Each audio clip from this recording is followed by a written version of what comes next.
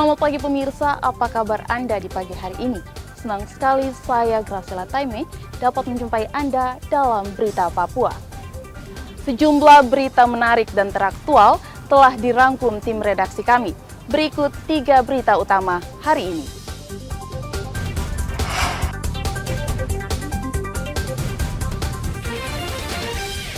Dua warga di Kabupaten Yalimo tewas ditembak kelompok kriminal bersenjata. Diduga karena korsleting listrik, 2 bengkel dan 5 kios di Kabupaten Mimika ludes terbakar. Dipicu masalah perselingkuhan, 2 kelompok warga di Jalan Kuala Kencana, Mimika bentrok.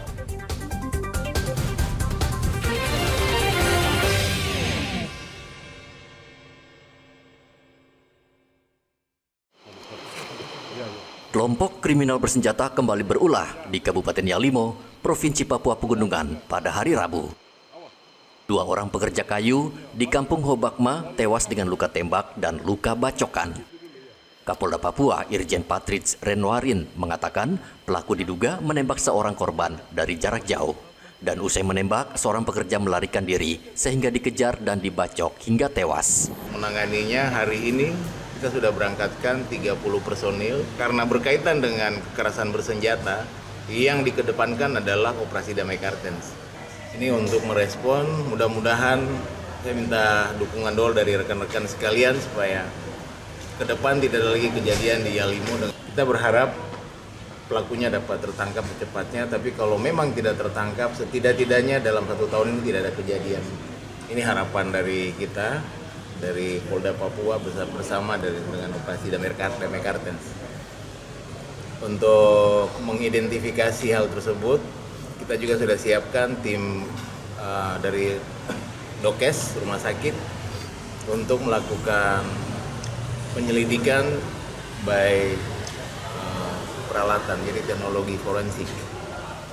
Tapi dari informasi awal bahwa salah satu korban yang tertembak tidak ditemukan proyektil di dalam tubuhnya, artinya bahwa tembus. Ini juga mempersulit kita, tapi mudah-mudahan dari hasil penyelidikan nanti, bahan keterangan yang dikumpulkan setelah kita analisa nanti mudah-mudahan sudah bisa tergambar senjata apa yang digunakan oleh pelaku. Jadi dari 2 pelaku tersebut salah satunya terkena tembakan, yang satunya meninggal juga tapi karena alat tajam, bukan karena tembakan senjata. Pasca kejadian tersebut, Polda Papua telah menerjunkan 30 Brimob ke Yalimo guna mengejar pelaku. Polisi belum bisa memastikan siapa pelaku penembakan, namun dari kejadian atau teror sebelumnya, pelaku adalah kelompok bersenjata pimpinan Askemabel yang merupakan mantan polisi. Hendra melaporkan dari Kabupaten Yalimo, Papua Pegunungan.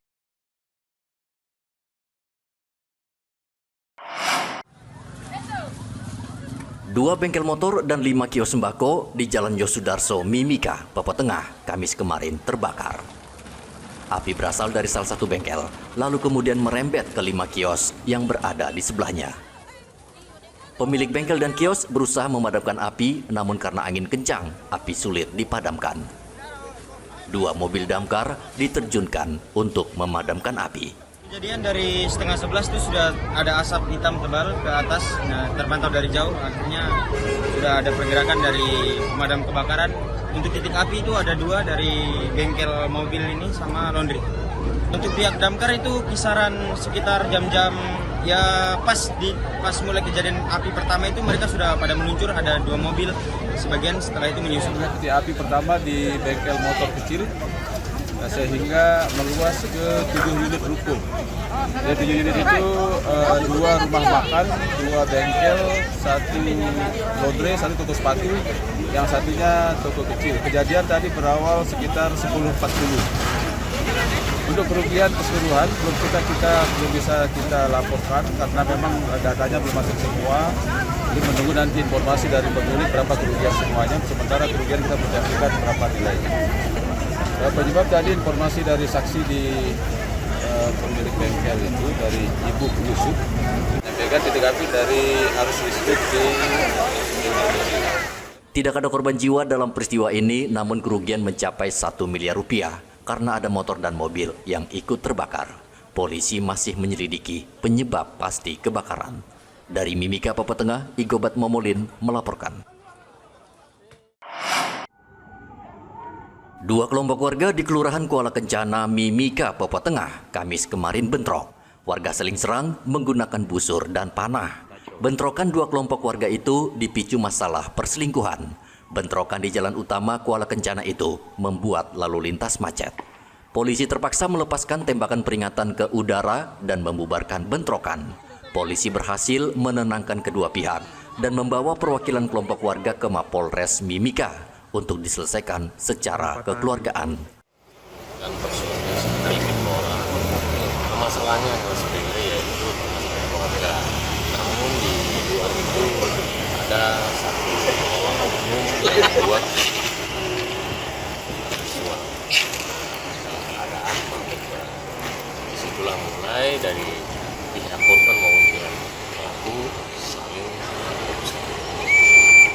Namun sudah kondusif. Di dua pihak sudah ditemukan melalui tokoh-tokoh persiapan penyataan kesepakatan penyelesaian masalah di mereka ini satu keluarga, satu marga juga. Mengantisipasi adanya bentrokan susulan, Polres Mimika menyiagakan 50 polisi di lokasi bentrokan. Dari Mimika, Papua Tengah, Igobat Momolin melaporkan.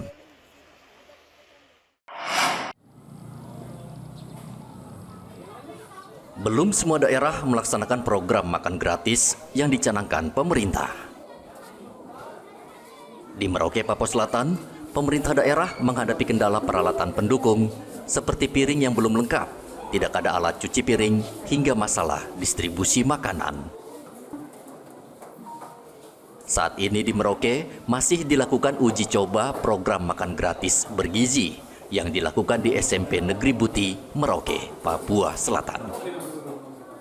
Siswa di sekolah ini tampaknya menikmati makanan dalam box yang berisi lauk pauk terdiri dari nasi, sayuran, telur, ayam, dan buah semangka. Untuk program makan gratis ini, pemerintah setiap hari harus menyediakan makanan bagi 3.000 lebih pelajar yang tersebar di Merauke. Kasdim 1707 Kodim Merauke Mayor Khaidir Ilham mengatakan uji coba yang dilakukan di SMP Negeri Buti untuk melihat kekurangan sehingga bisa segera dilaporkan ke Badan Makanan Bergizi Nasional untuk dievaluasi. Dari 190 ini mungkin Merauke salah satu yang memang belum melaksanakan kegiatan ini secara serentak. Jadi kita sifatnya masih uji coba karena memang ada beberapa kendala seperti kita di Merauke ini sasarannya sekitar 3.168 siswa nantinya. Dari 3.168 itu perlengkapan pendukung untuk menyediakan 3.000 itu memang masih dalam proses pengiriman. Sebagian dari Jakarta, sebagian dari Surabaya. Apa itu, Pak? Contohnya kendaraan distribusi. Kendaraan distribusi itu kita butuh 2 unit, seperti mobil box besar itu belum siap. Kemudian mesin pencuci tempat makan ya, karena kalau kita harus mencuci 3.000 tempat makan itu mungkin secara manual dikerjakan orang, dikerjakan tenaga kerja dari SPPG mungkin butuh waktu 3 hari baru selesai. Sementara makan ini kan harus setiap hari harus dilaksanakan. Nah, ini kita masih menunggu kedatangannya dan ada beberapa hal lagi yang mungkin saya juga belum mendapat informasi tepatnya apa ya, yang pasti Merauke untuk mendukung 3.000 secara kesiapan tenaga kerja kita siap, namun secara kelengkapan sarana pendukung masih dalam proses pengiriman, itu yang menjadi salah satu kendala. Sementara itu di Mimika, Papua Tengah, program makan siang bergizi gratis belum dilakukan. Penjabat Bupati Mimika, Valentinus Sumito, mengatakan hingga saat ini masih menunggu instruksi dan berkoordinasi dengan Badan Makanan Bergizi Gratis Nasional. Kita belum mendapat arahan dari pusat khusus terkait hal tersebut. Tadi saya koordinasi dengan Komandan Kodim. Ternyata untuk di Papua itu baru berjalan. Kalau di Papua Tengah itu ada di Deyai, kemudian di selatan ada di Merauke, kemudian ada di pegunungan di Yahukimo, kemudian ya di masing-masing provinsi itu ada satu yang memulai percontohan sekarang. Nah, kita itu masih menunggu arahan, ya, karena itu kan semua melalui Kodim, ya melalui Kodim. Jadi kita pada prinsipnya ya kami pasti mendukung gitu. Anggaran makan gratis itu kan dari pusat tuh, ya kita belum ada. Kalau anggaran dari pusat khusus untuk makanan gratis itu belum diarahkan ke kita. Tapi pada prinsipnya ya kita di Mimika kan memang sudah punya ada anggaran khusus untuk makan untuk anak-anak kita ya. Tapi itu tetap Kabupaten Mimika siap melaksanakan itu kalau memang. Oh siap, pasti siap. Meski belum berjalan, penjabat bupati memastikan program itu akan dibantu oleh TNI. Muhammad Ridwan dan Igobat Momolin melaporkan dari Merauke dan Mimika.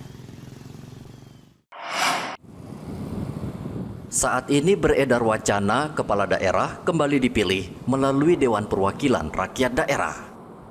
Usulan ini dilontarkan sejumlah elit politik di tanah air, termasuk Presiden Prabowo Subianto. Salah satu faktor DPRD kembali mendapat wewenang memilih kepala daerah karena biaya pilkada sangat besar dan rumit. Wacana ini tentu menuai pro dan kontra. Semuanya mungkin tujuannya juga baik, sehingga sesuatu yang sudah hasil kesepakatan dari para elit, para tokoh, kemudian disimpulkan, tentu tujuannya baik semua. Sangat relevan sekali, dan secara langsung kita juga dapat merasakannya sekarang antar saudara dengan saudara, tetangga dengan tetangga, bahkan keluarga, karena berbeda dengan pilihan-pilihan itu. Ya kadang-kadang juga terjadilah sedikit mengganggu kemesraan untuk persahabatan. Itu kalau pemilihan secara langsung pilkada itu ya. Nah kalau di Dewan Pak Ustadz, kira-kira apa kira-kira dampaknya? Yang baiknya mungkin buruknya? Kalau yang mana? Yang kalau pemilihan di Dewan nanti? Ya kalau Dewan itu ya selagi mungkin Dewan itu terpercaya oleh masyarakat. Karena kan dalam ini suka dipersepsi oleh masyarakat yang menguntungkan kadang-kadang anggota Dewan, kadang-kadang begitu. Setuju tidak dengan kembalinya ke pemilihan lewat Dewan atau tetap ada pilkada? Saya setuju di sini dalam arti kita harus buat satu kajian dulu. Dengan catatan ya? Dengan catatan. Tapi saya kira mana yang baik dan buruknya itu. Tapi menurut Anda kira-kira cenderung kemana? Ke Dewan apa kembali ke pilkada? Saya kira kalau saya secara pribadi memang untuk negara yang akan menjunjung demokrasi ke depan, saya memang setuju. Memang ini aspirasi masyarakat ya, kita tetap seperti yang kemarin. Pemilihan kepala daerah oleh DPRD dinilai tidak memerlukan banyak biaya dan bisa meminimalisir konflik di masyarakat. Muhammad Ridwan melaporkan dari Merauke, Papua Selatan. Calon jemaah haji asal Merauke, Papua Selatan harus menelan kekecewaan, khususnya mereka yang sudah menunggu bertahun-tahun dalam daftar tunggu untuk menunaikan kewajiban menunaikan ibadah haji. Untuk tahun ini pemerintah hanya memberikan kuota haji bagi Merauke 81 orang. Jumlah ini jauh berkurang dibanding kuota haji tahun sebelumnya. Tahun 2024, Merauke mendapat kuota haji sebanyak 127 orang. Menurut kantor Kemenak Merauke, kuota haji untuk Merauke sebenarnya hanya 76 orang, namun mendapat tambahan untuk lansia 5 orang, sehingga menjadi 81 orang. Kemenak Merauke memberikan harapan bagi calon jemaah haji karena biasanya saat pelunasan ongkos naik haji ada penambahan kuota dari pemerintah. Sebenarnya kita ini pertama kita mendapatkan 77, tetapi sekarang ada tambahan sekitar lansia sekitar 5 orang menjadi 81. Selanjutnya umur tertua itu sekitar 79 orang, 79. Kuotanya itu 81 karena ini kan belum pelunasan dan terkadang kita itu mendapatkan ketika sudah ada perintah untuk pelunasan, maka disitulah kita mendapatkan tambahan. Biasa kita mendapatkan 5, bahkan mendapat sampai 10. Pengalaman tahun lalu adalah sekitar 80, tetapi ternyata ada tambahan sampai berapa, sekitar 50 dan lain sebagainya. Kuota haji untuk Papua setiap tahun berjumlah 1.010 orang, dan kuota ini dibagi dengan jumlah kabupaten di tanah Papua. termasuk Kabupaten Merauke, Provinsi Papua Selatan. Muhammad Ridwan melaporkan dari Merauke, Papua Selatan.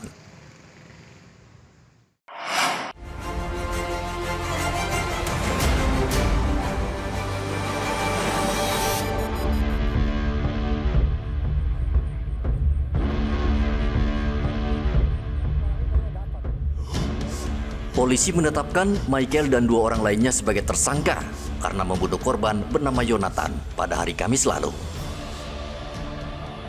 Dari hasil pemeriksaan saksi dan TKP di Jalan Natuna, Merauke, polisi menemukan kejanggalan karena sebelumnya ketiga tersangka ini mengaku korban tewas dikeroyok warga karena mencuri sepeda motor. Setelah memeriksa sejumlah saksi, ternyata korban tewas dikeroyok ketiga pelaku. Polisi kini menahan 3 tersangka beserta barang bukti sebilah pisau yang diduga digunakan untuk membunuh korban.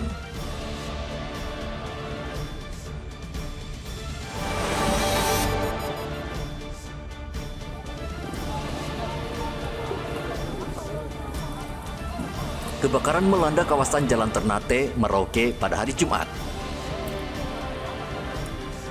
7 rumah dan 1 kios di kawasan ini hangus terbakar. Api berasal dari salah satu kios yang menjual minyak tanah dan BBM eceran.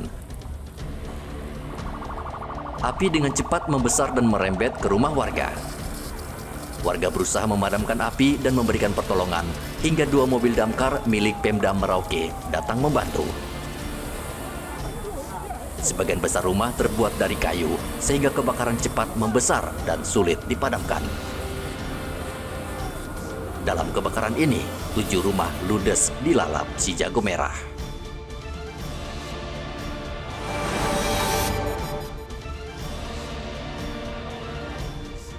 Perayaan Tahun Baru di Kampung Gayu, Distrik Muting, Merauke berujung perkelahian.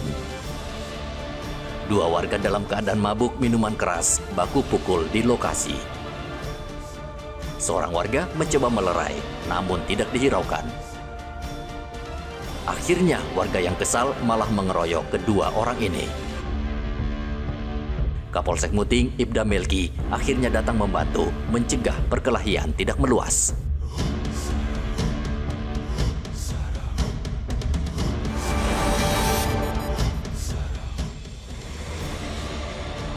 Seorang pemuda diringkus polisi karena mengedarkan sabu-sabu di Mimika, Papua Tengah.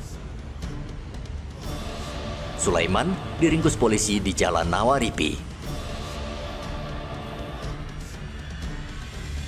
Polisi menyita sabu-sabu, alat hisap, serta ponsel milik pelaku. Atas perbuatannya, pelaku dijerat dengan pasal 114 Undang-Undang Nomor 35 Tahun 2009 tentang narkotika dengan ancaman penjara 12 tahun.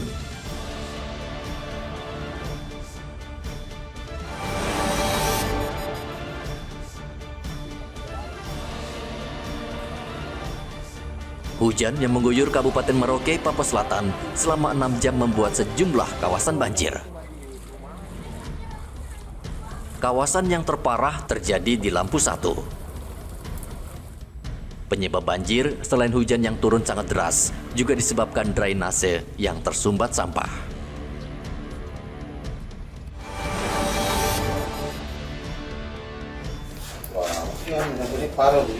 Seorang anak balita dianiaya orang tua angkat hingga babak belur dan patah kaki. Penganiayaan terjadi di rumah kos milik pelaku, JY dan NS. Tetangga korban melapor ke kantor polisi karena tak tega mendengar korban sering menangis di dalam rumah. Aparat kepolisian bergerak cepat dan menangkap kedua orang tua angkat. Korban lalu dievakuasi ke Rumah Sakit Bayangkara, Kota Raja, Jayapura.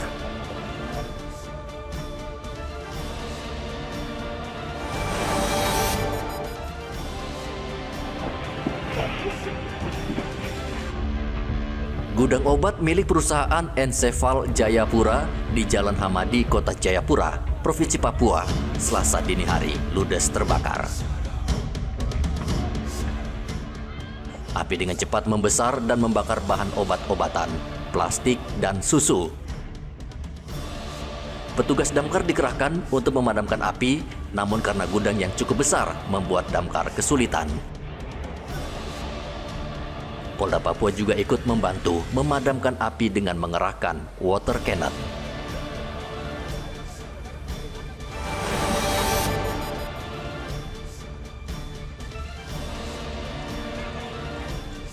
Ratusan warga kampung Kaugapu, Mimika, Papua Tengah, Rabu kemarin memblokade jalan utama yang menghubungkan pelabuhan Pomako dan kota Mimika. Warga di kampung ini marah karena seorang rekan mereka bernama Agustinus tewas pada Selasa malam ditabrak mobil.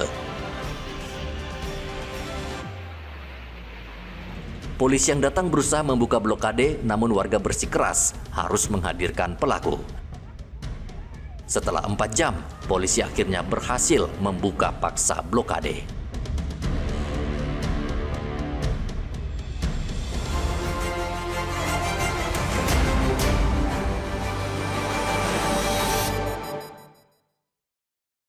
Pemirsa, informasi tadi sekaligus mengakhiri jumpa kita dalam Berita Papua.